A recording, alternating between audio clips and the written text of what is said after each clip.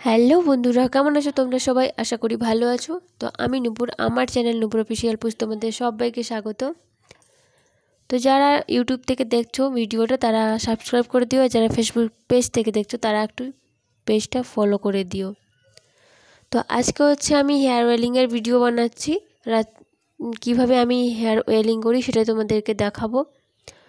তো যে হেয়ার অয়েলটা আমি ব্যবহার করছি ওটা হচ্ছে হোমমেড হেয়ার অয়েল। তো তোমরাও ওরকমভাবে বানাতে পারো। আমি যেরকমভাবে বানিয়েছি, কি কি উপকরণ দিয়ে বানিয়েছি সেটা আমি একটু পরে বলছি তোমাদেরকে। তো অনেক জোরে জোরে কিন্তু ঘষা দেবে না স্ক্যাল্পের মধ্যে, ঠিক আছে? আস্তে আস্তে।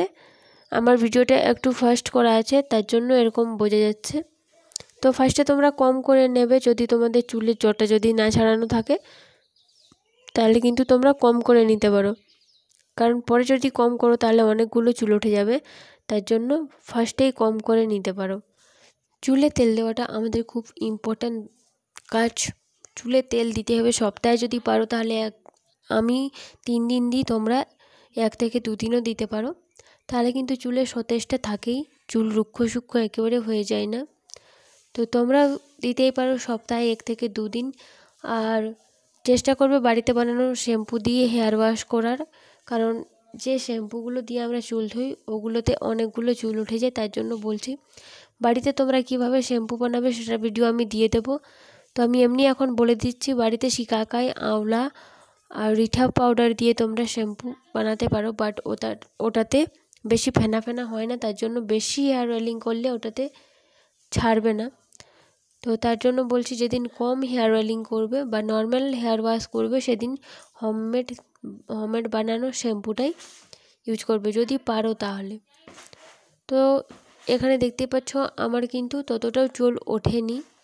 আমি দুটো সাইডেই ভালো করে অয়েলিংটা করে নিচ্ছি, কারণ অয়েলিং না করলে চুলগুলো একদম রুক্ষ সূক্ষ্ম হয়ে যায়। আর যারা চুল বড় করতে চাও তারা প্লিজ একটু অয়েলিংটা করো। তো আমার হেয়ার অয়েলিং করা হয়ে গেছে, আমি ততটাও বেশি আজকে হেয়ার অয়েলিং করিনি। আর ব্যাক সাইড থেকে দেখো চুলটা কীরকম দেখা যাচ্ছে।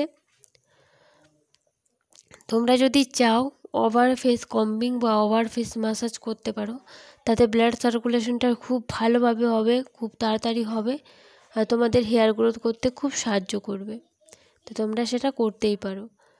তো আমি ওভার ফেস কম্বিং করব না, কিন্তু ওভার ম্যাসাজটা করব, কারণ হেয়ার অয়েলিং করার পর যদি তোমরা সঙ্গে সঙ্গেই মাথায় চিরুনি দাও তাহলে কিন্তু অনেকগুলো চুল উঠে যাওয়ার সম্ভাবনা থাকে।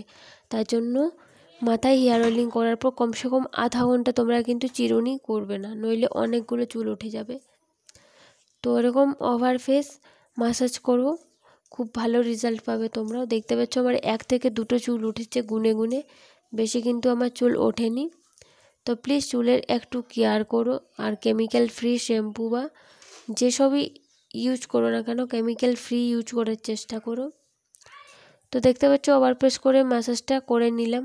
তো আমি ততটাও বেশি করিনি, 5 থেকে 10 মিনিট করতে হবে, তাহলে কিন্তু ভালো রেজাল্ট দেবে। আবার 2 সাইডে আমি ঠিকঠাকভাবে ম্যাসাজটা করে নিচ্ছি, যাতে তেলটা ঠিকঠাকভাবে চুলের মধ্যে লেগে যায়। আর তোমাদের সুবিধা হবে যদি বাড়িতে কেউ থাকে, মা, দিদিমা, কাকিমা, জেঠিমা, তাহলে তোমরা তাদেরকে দিয়েও ম্যাসাজটা করাতে পারো। বাট নিজে ম্যাসাজটা করার পর মানে অন্য কাউকে দিয়ে ম্যাসাজটা করাবে না, ঘুম চলে আসবে, খুব ভালোভাবে ম্যাসাজটাও হবে আর ব্লাড সার্কুলেশনটাও ঠিকঠাক হবে। চাইলে তোমরা ব্রেড বানিয়েও রাখতে পারো রাত্রে, নইলে একটা ছোট্ট বান করেও রাখতে পারো। বানটা কিন্তু ঢিলে ঢালা হতে হবে, অত টাইট করলে কিন্তু আবার চুল উঠে যাবে। তো এখানে দেখছো যে আমি ব্রেড না বানিয়ে একটা বান বানিয়ে নিচ্ছি, একটা ক্লেচার দিয়ে দেবো, কারণ বানটাই আমার সুবিধা মনে হলো, তার জন্য আমি বানটাই বানালাম। তো তোমরাও বান বানিয়ে রাখতেই পারো। তো এরকম করে যদি সপ্তাহে 2 থেকে 3 দিন হেয়ার অয়েলিং করো, চুলে সতেজটা ফিরে আসবে, চুলে খুব গ্লেজ দেবে কিন্তু। তো আজকের ভিডিওটা কীরকম লাগলো প্লিজ কমেন্ট করে জানিও। টাটা।